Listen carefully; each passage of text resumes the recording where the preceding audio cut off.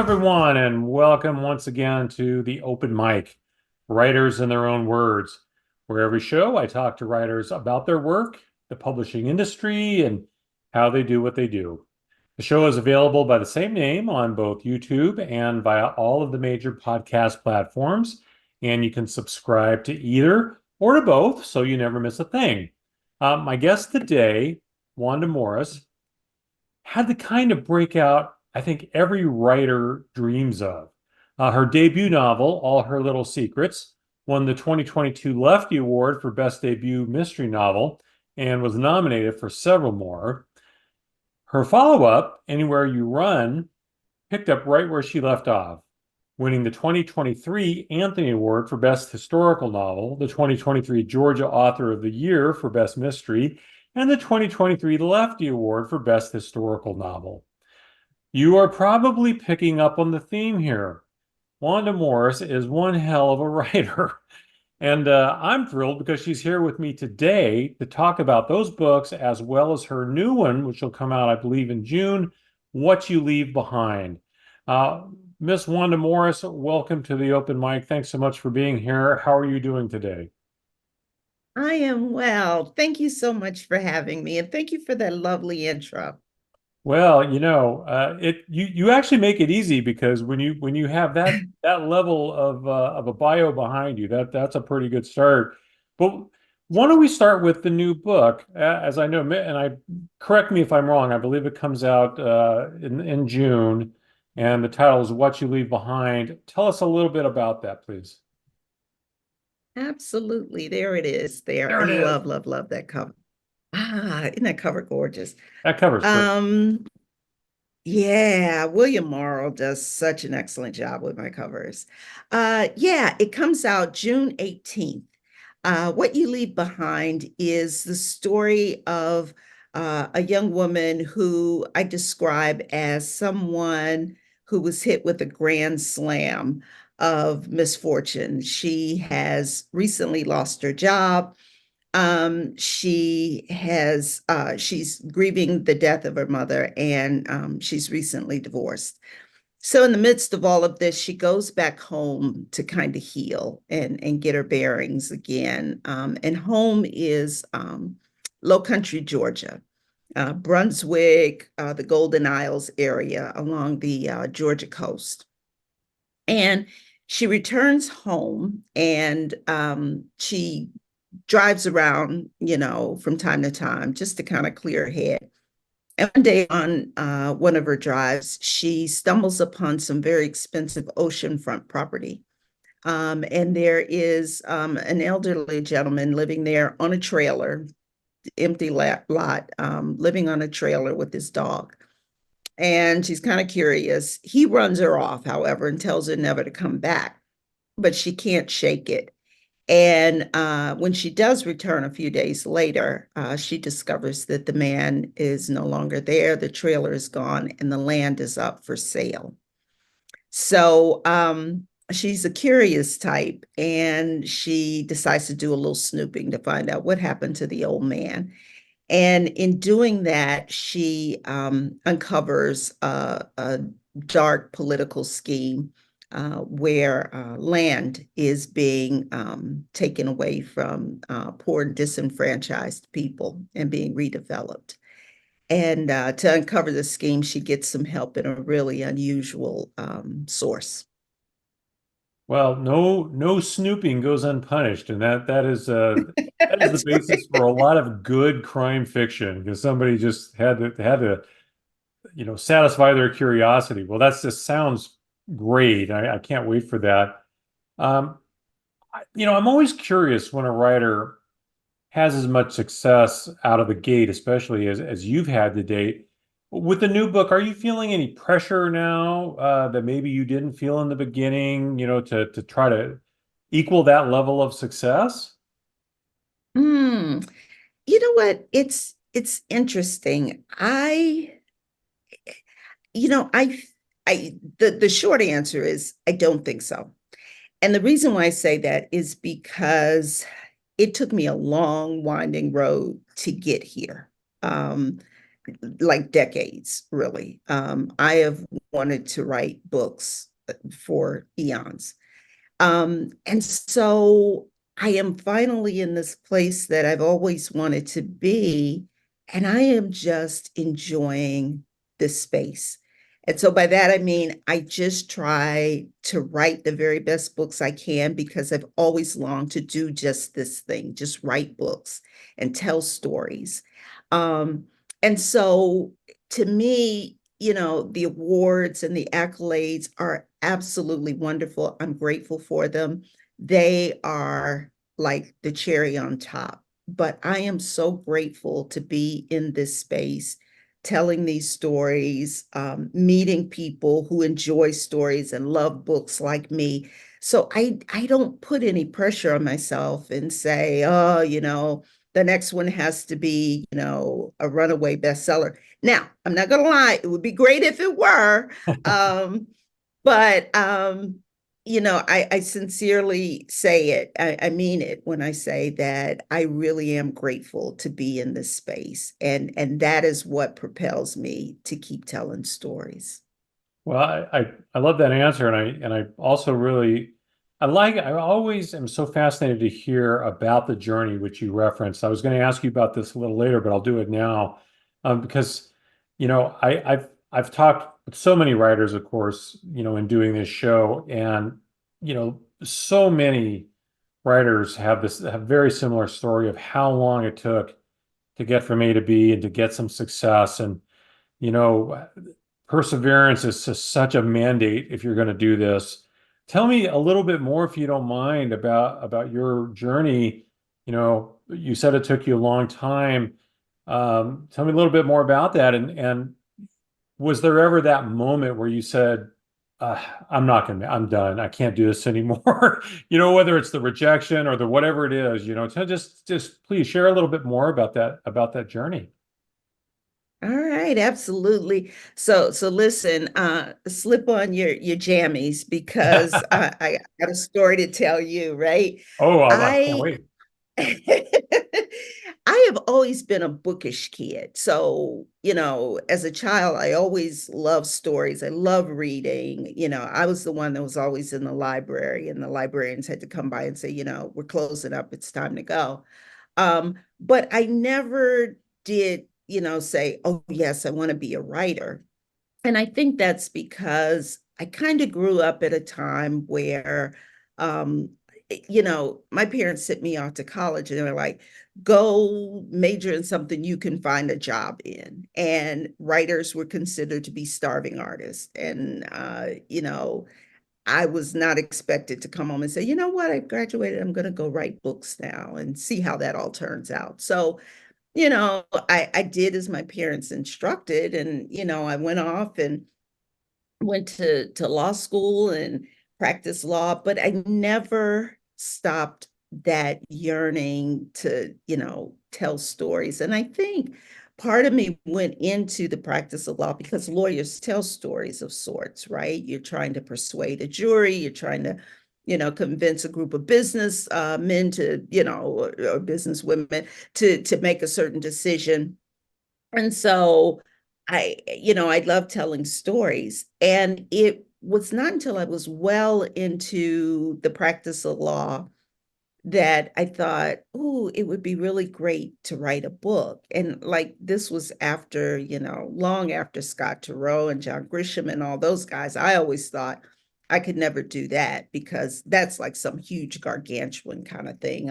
I'm just not that creative enough to do that. But man, that sure would be cool. And I was working in a job at the time. It was in corporate America.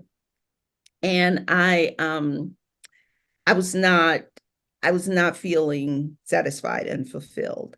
Mhm. And I remember going home one night after a horrendous meeting I'd had, and I thought, I wonder if I could just write like a scene, like what, because I'd had these characters roaming around in my head, and I thought, what if I just write this one scene and see how it comes out? And I did, and I liked it, and I really liked it. I was like, ooh, that's like really good. Not so much that the the scene was so good, but I just enjoyed kind of this process of crafting together dialogue and Mhm. figuring out what a character looked like and putting it on page.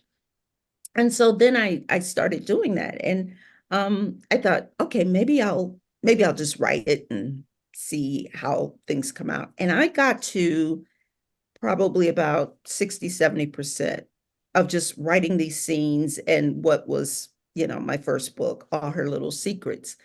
Um, and then I put it away. I put the manuscript away for 7 years. Like I Mhm. didn't touch it.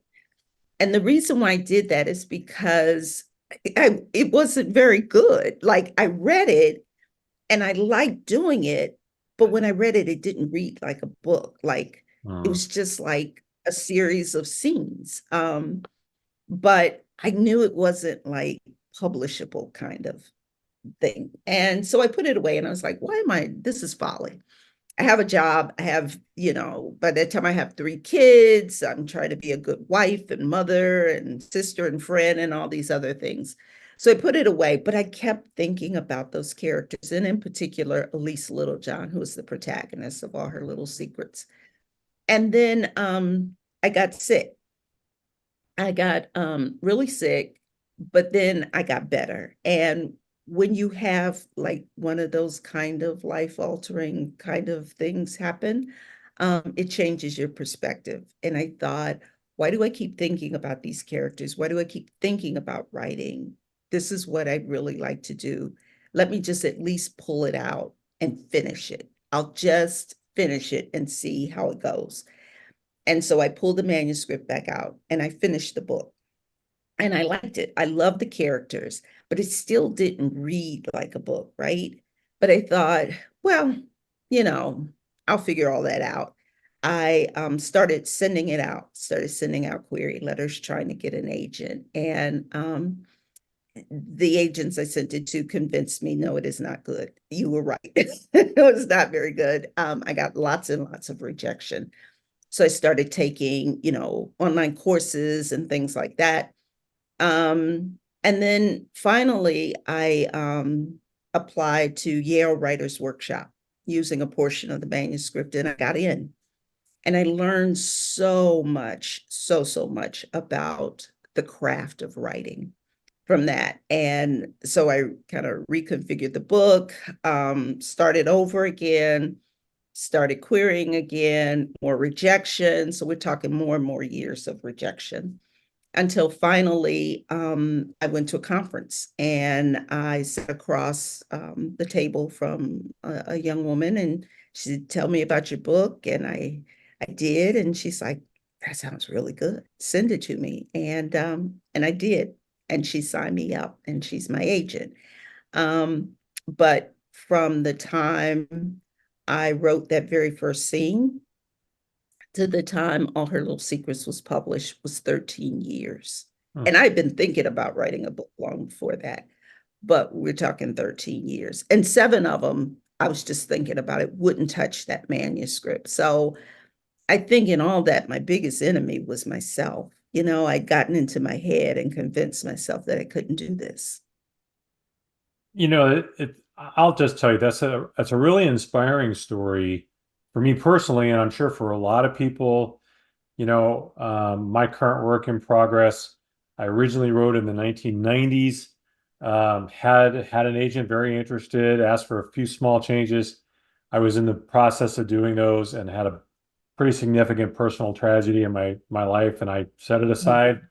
Um, you know, Ended up, as a single parent for a lot of years, and didn't pull it back out of Mhm. mothballs until, I don't know, 5 or 6 years ago. It was so old, I'd written in Microsoft Works. That's how old it was. So I had to go through and get it all reformatted and all that stuff. And I've been working on it ever since. And again, lots and lots of rejections even afterward, completely reconfigured. Now my agent is, we've gone through all that process, and it's actually out there now. She's marketing it now, so I'm crossing my fingers. But hearing you tell that story, like I say, I've heard something similar from other people, and it just really does hammer home. If you're going to do this at all, sure, there's elements of luck, there's certain, but there's no replacing hard work and perseverance and, ignoring that voice in your head that just keeps telling you to quit. Because I think we Yes. all have that.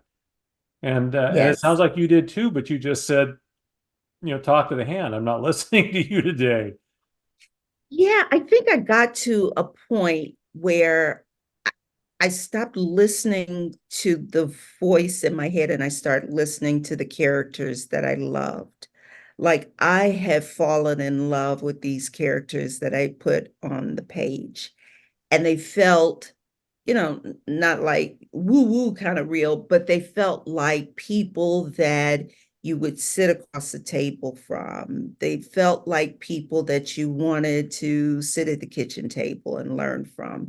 And I thought, surely there's somebody out there that, if they haven't had a similar relative or friend, maybe they've had a similar experience like the ones I was writing about in the book. And so when I started leaning into that, I think I started listening less to that, negative, self-sabotaging voice that you're right, we all have as writers.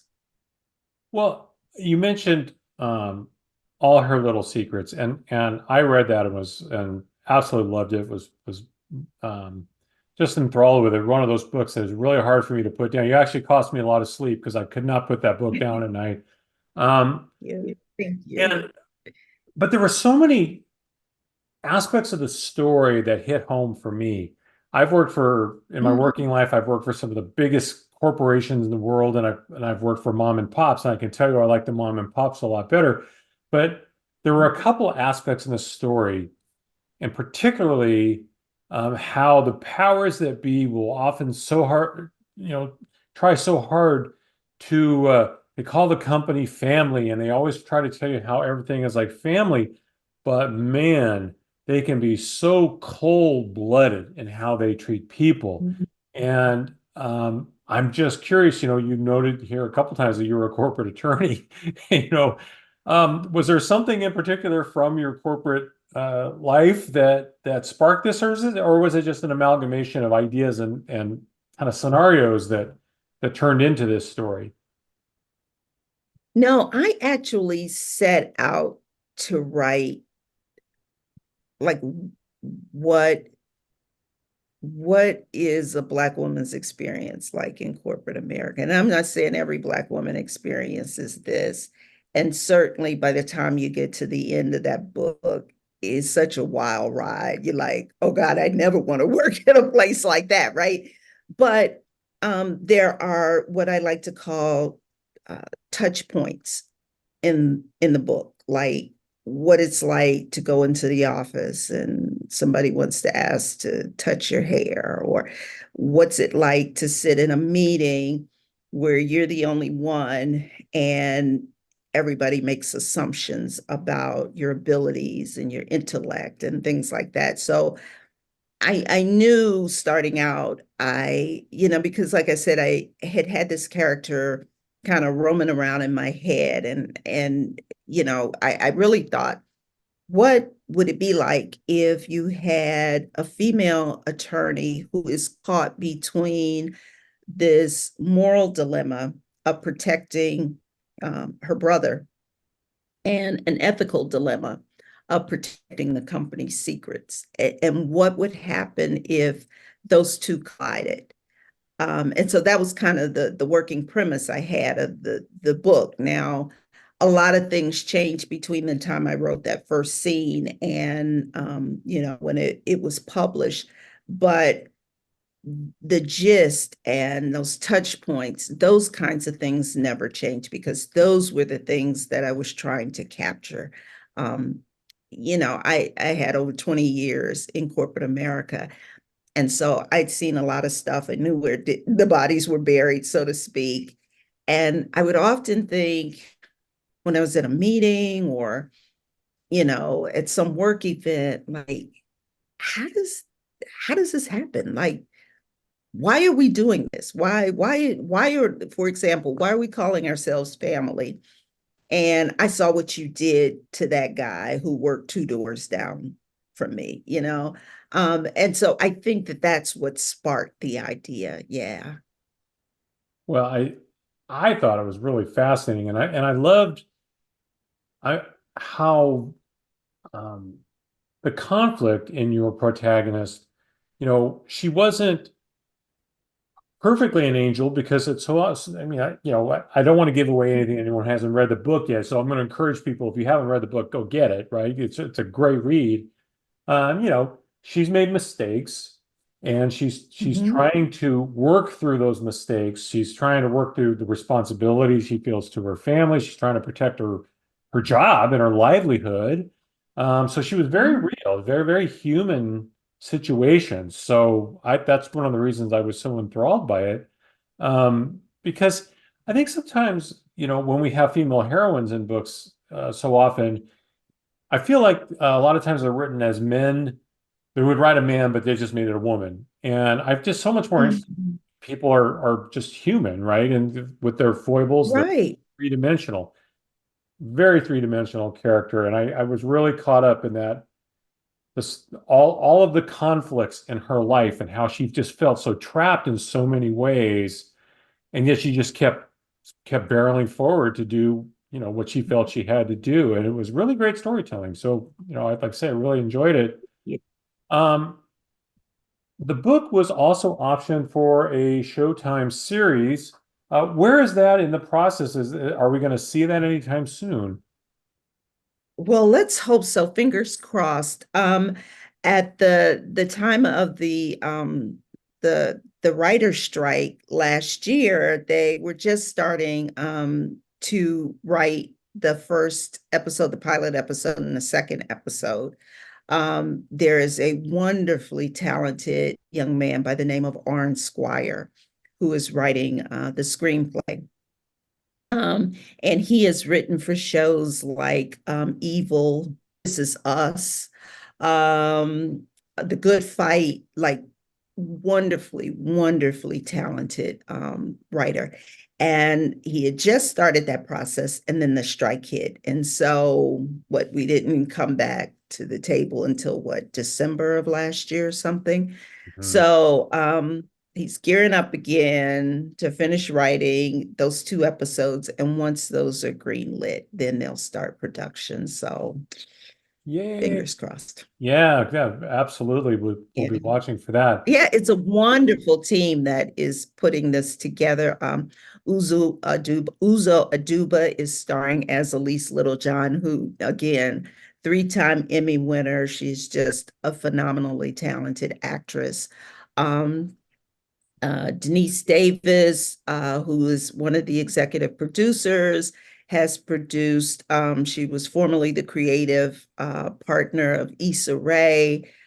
She's created some fantastic shows. So, this whole team is just stellar, and I couldn't be more thrilled.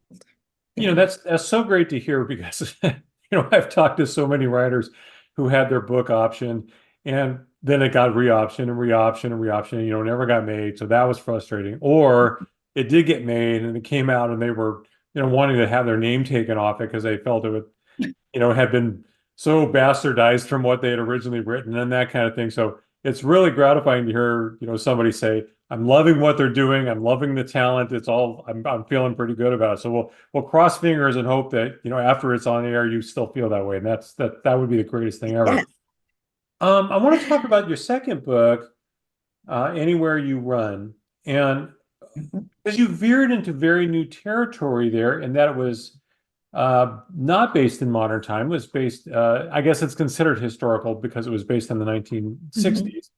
Um, Right. and I'm always really curious about this because when you're successful with one thing in our world, agents and publishers tend to not want you to veer off that. They want to milk that cow for all it's worth. And so Yeah. how did it work for you? Did you get pushback from anybody when you said, well, I've got this historical piece? Now clearly you were right, by the way. Let's just make sure, like I say, reemphasize what I said in the intro. I think the awards proved you were right. But in the beginning, did you run into skepticism or pushback and say, hold up, Wanda, we got to keep on this train here?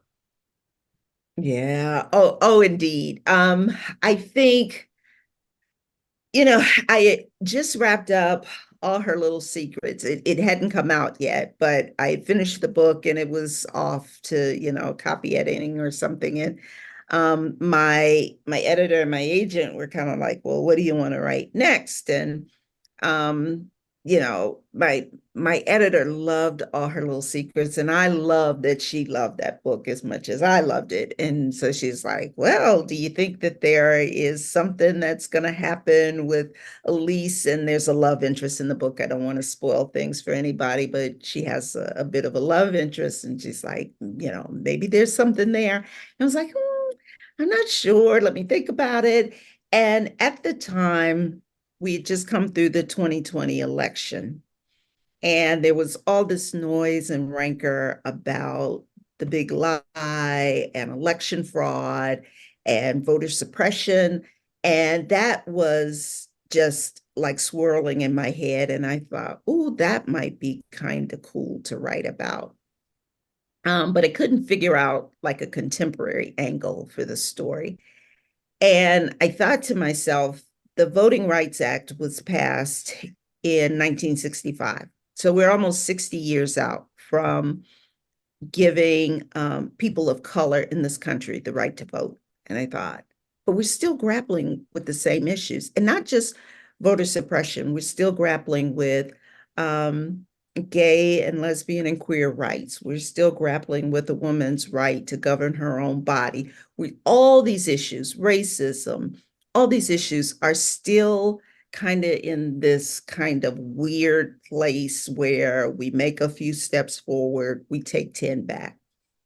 And I thought, maybe I could do something that kind of looks back and draws the parallels between what's happening now and what happened then. So I went back to my editor and I was like, so I've got this idea about writing something about these two sisters in 1964 Jim Crow South. And she says, ooh, I'm going to need to see some early pages on that. So there was a little bit like, ooh, what you doing? Like, Yeah. and so I sent the early pages. I sent probably like, I don't know, maybe the first 10 or 15 chapters. And she thought, I love these sisters. So yeah, let's go with this. And it was scary. I'm not gonna lie to you. It was scary because, to your point, All Her Little Secrets had been so successful, and people were really like, yeah, that's kind of your jam. Like Yeah. when Elise was running through that office, I was running right there with her. And so, yeah, lean into that. And so for me to take a departure like that was a little scary. But I also knew that there was a story that I wanted to tell, and there were some parallels that I wanted to draw to what is currently going on in this country. Um, so I I think it's took a the great risk. lesson.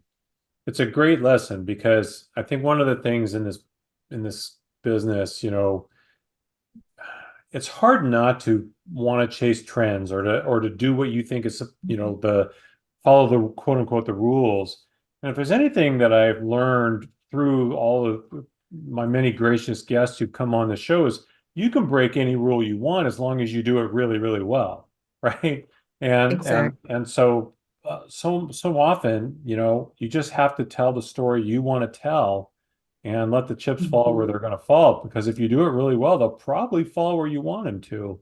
But you gotta Yeah. do that first. So I mean, that's really great. Um, on this subject, to some extent, I just had Gigi Pandian on the show, who's of course a Oh, I know fabulous Gigi. writer. Absolutely love her work Yes. also. But she's also one of the founders of Crime Writers of Color, along with Kelly Garrett and Walter Mosley. You've been very active with them as well. We're talking about this now. How would you, I guess, assess the landscape right now for writers of color, be it in crime fiction or thrillers, or really anyone else? Where again, we're talking about women, LGBTQ, just how would you, I guess, assess diversity of the publishing industry right now? Mm, you know what? I'll be candid. It's not where it ought to be. Seriously. I, you know, I look around and there are so many wonderfully talented writers out there, that writers of color, uh, queer writers that don't get nearly the exposure that they are deserving of. And it frustrates me to an extent because I still hear people who say, you know, white writers are getting all their book deals taken away by, writers of color and gay and lesbian writers. And I'm like, but we are like less than, 5% of the books that are published. And Mhm. so to say that we're taking away something from somebody else is awfully frustrating. And I dare say, darn right, ignorant and incorrect. I think that there certainly has been some progress. I remember reading books by, of course, Walter Mosley and Terry McMillan, lots of really wonderful writers back in the 90s. And then something happened and it just kind of dropped off. And we saw this big boom of diverse writers in the 90s, and then somehow it all trickled and went away. And I think organizations like Crime Writers of Color, um, Queer Writers of Color, these are organizations that are so desperately needed because I think through staying focused, we'll keep writers out there like us, and we won't become kind of a fad of the day or trickle away like things had done in the 90s. So, I am grateful to Crime Writers of Color because they were such a support mechanism for me before I became published. And certainly that hasn't dimmed now that I have been published. And one of the things that I always encourage people to do when you set out, you decided you're going to write, you're going to, write a book, whatever. I encourage people, find your group, find your support mechanism. And that's not always family, right? Because family is always going to tell you, oh, your writing's great. Oh, you're a fantastic writer, but they don't understand what it's like. They don't understand when you send out 20 queries and you get 20 rejections back within 24 hours, right? They don't understand what that feels like. They don't understand what it's like to constantly keep at this thing when you have nothing to show for it, right? And so I tell people, find your support group, find those people, whether they're, other writers or other people in the publishing industry that know what it's like to be in this industry and will support you as you go through it. And so I think groups like, Crime Writers of Color and Queer Writers of Color are desperately, desperately needed. I dare say even more so now um, than in previous years, just because there's so much pushback to what we're trying to say, to trying to lift these voices in this publishing arena. Yeah, that there definitely seems to be a lot of pushback. It's one of the reasons I ask about this because, you know, you've well, we've seen elements of this for a very long time. I'm sure you've heard this story too. I mean, J.A. Jance talks about how when she started writing, the reason she uses, I mean, everybody calls her Judy, but the reason she uses J.A. is because her agent said, no, nobody will buy a crime fiction book written by a woman. So we have to use your Right. initials. I mean, and this was what, 1980 or something along those lines? It's mind-boggling to think how long this kind of nonsense has been going on. And I have certainly heard that what's the word? I want to phrase this correctly, that I guess just the pushback from certain segments of the writer community who certainly seem to feel very certain that the reason their work they're not getting an agent or they're not getting published is because, you know, everything is going to writers of color or LGBTQ, and it's taking their spot, even though they are quote unquote much, much better. And it's pathetic actually when I've It, had it, people it say those really words to is. me. You know, they get a drink or two at It the really is. bar. Yeah, you reminded me too. Sisters in Crime is another group that I love and adore. And Sarah Paresky, who founded that group, had exactly the same mindset, like you mentioned, J.A. Jans, because Sarah Paresky saw that there was a need out there that, male writers were getting advances, they were getting book deals, and women writers were not. And so she founded Sisters in Crime, which, we're all grateful for today. And of course, they're not only Sisters in Crime, but Misters in Crime as well. And so, to your point, nobody is taking anything away from anybody. This pond is wide and far, and books are art, and art is subjective, right? And so people are going to like different things. I was at a reading once where I read an excerpt from my second book. The I read the opening passage, which I will admit is raw, right? Um, and a woman got up and left. She was like, I don't want to hear this. Well, that's okay, because this book isn't for you, but there are other books out there that might be for you. And so nobody is taking anything away from anybody else. But when I saw Kelly Garrett, her book on a bookshelf, and she was writing mysteries, and I saw that on the shelf, I was like, oh my gosh, like a Black female crime writer. She is lifting up the community, and she is making other writers of color know that, yeah, there's a place for all of us here, no matter your color, your gender, your orientation. There are enough readers out there that I think we can all find a spot here. Right. It's not pie, people. It's not a limited resource. Exactly. Um, Exactly. what has been maybe the most surprising thing that you have learned in in your time in this business, maybe both good and bad? Mm, surprising thing. I mean, Um, maybe there isn't one, but has there been anything that you went, wow, I didn't see that coming? yeah, and it's a good thing. I did not expect that the crime fiction community would be so generous. And by that I mean I know a lot of crime writers that are so giving of their time and their talent and their wisdom. And it could be me and my perspective. I came from the cutthroat world of, law.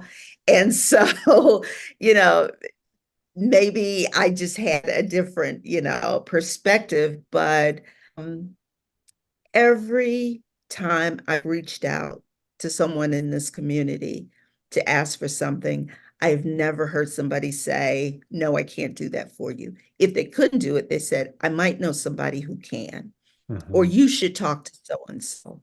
I have been met with nothing but generosity in this community, and that surprised me. That surprised me because there are a lot of writers and there are a lot of books that are published, and yet people still in this community. Now, I can't speak for, other genres, but I think in the crime and mystery fiction community, people are very, very generous and giving because we all want to see each other succeed. I think there's something about writing in this genre where, people who write literary or something, maybe, they think their writing is lofty or something. And we're here just trying to tell stories and figure out humanity through, the depravity of crime.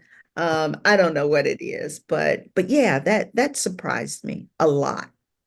Yeah, it's interesting. I 100% agree with you. I have been in a lot of different groups over the course of my life, and I have never seen one community so overwhelmingly generous and supportive of each other as the crime fiction community. It really is a very unique. I'm a political reporter by trade, so I'm around politics, and I can assure you it's not like that in politics. So, um, Yeah, I came out of corporate America and right. law, and I can tell you this is very different, very different. We probably could tell some tales, I'm sure, off camera. Um, we talk a lot about plot versus characters in regard to maybe what's the most important part of stories. And, some people, really care more about characters. Some, do care more about plot. Um, what's the essential thing maybe for you in your books? Do you think what makes up the heartbeat of your storytelling for you? Mm, it's got to be characters. Like I have to start with interesting characters. And it's funny because oftentimes when I set out to write a story, I don't necessarily have the whole plot figured out. As a matter of fact, I know I don't, because I never know how my books are going to end, until I'm well kind of into the writing of them. And so it is only when I have come up with um, an interesting protagonist that I want to put into some extraordinary situation and watch her figure it out. And then the plot starts to develop around that. And so, for example, in Anywhere You Run, um, I had the character of Violet in my head long before I kind of figured out how that plot was going to unfold. But I thought, how does a young girl try to navigate coming of age in Jim Crow South 1964, when you have all these obstacles against you? How do you survive? How do you, go from child to woman when you are in the midst of this much oppression, and turmoil?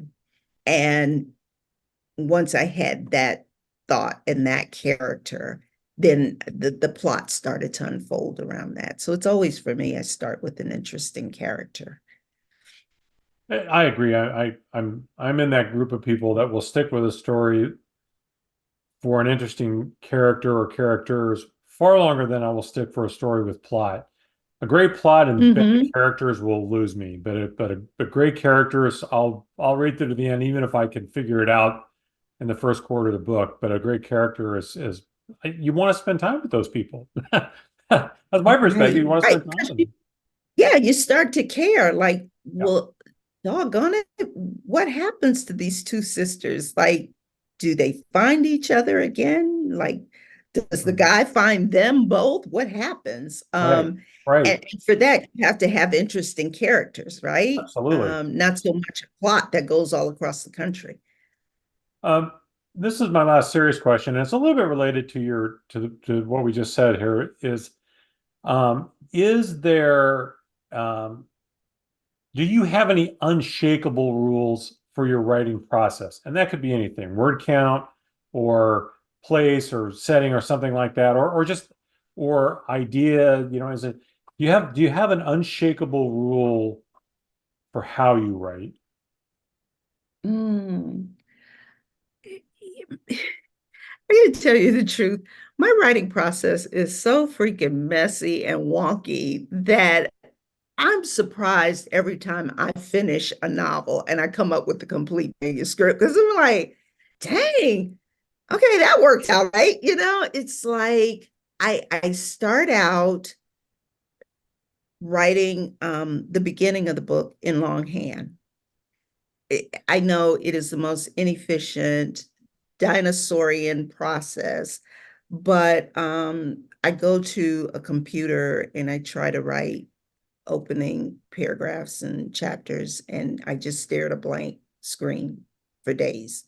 I pull out a notepad and a blue gelling pen, and I can start writing. Um, but I only do that up to a certain point in the manuscript. And then I put all that into the computer. And it's then that I start to kind of work out what the story's going to be. As far as the actual craft of writing, I don't think I really have any rules per se. I every time I've said, like, I'm not going to do something in a book, I wind up doing it. And so I don't say that anymore, right? Because, Sure. I never thought I would write the kind of book that I wrote in Anywhere You Run.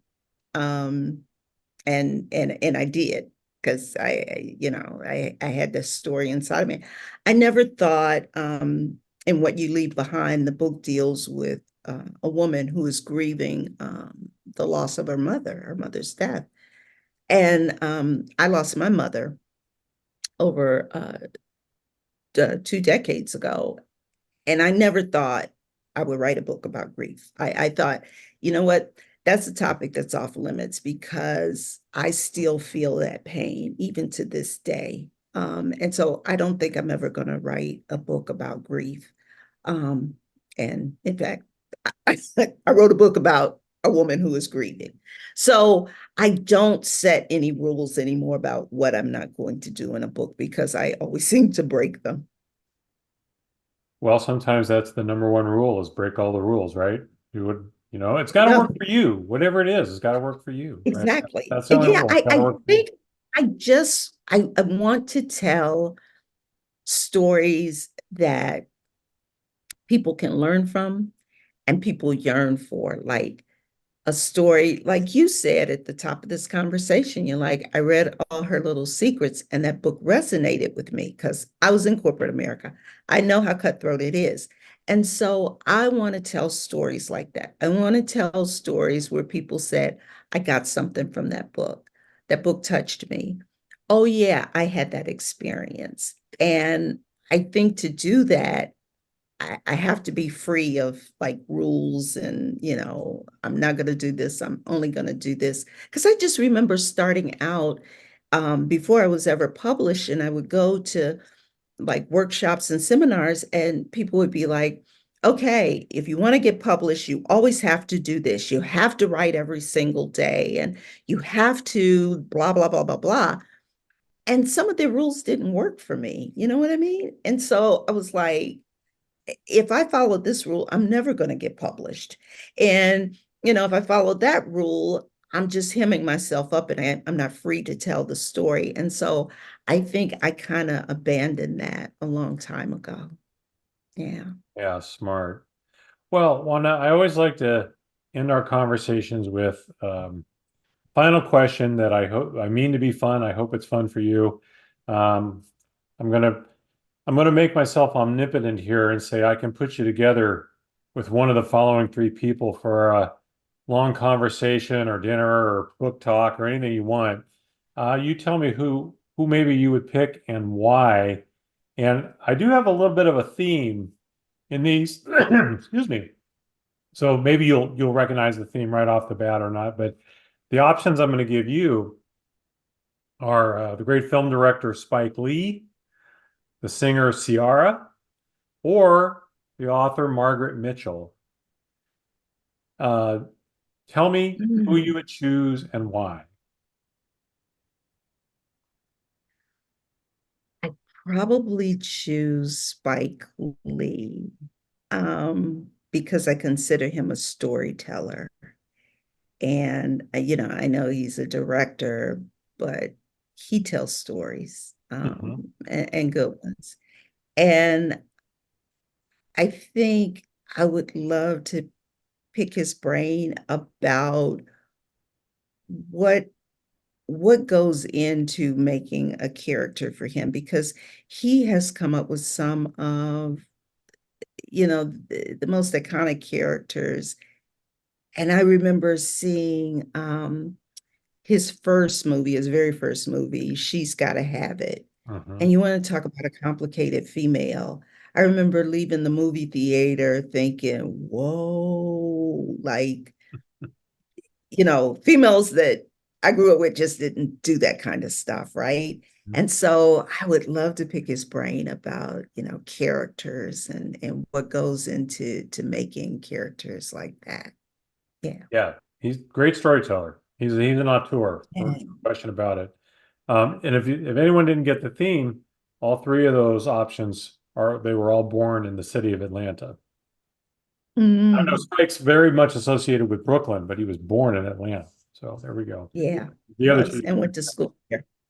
Yeah. Well, Wanda Morris, thank you so much for coming on the show today. I really appreciate it. It's been a fascinating conversation for me, certainly. I hope it was okay for you. I hope. Oh, it's fantastic. Oh, good, good. I'm glad to hear that. Well, I hope everybody out there gleans something from this as well. This is kind of a master class I like to think I'm offering here for people to learn something from some very, very talented, very successful people. So again, Wanda, thank you so much.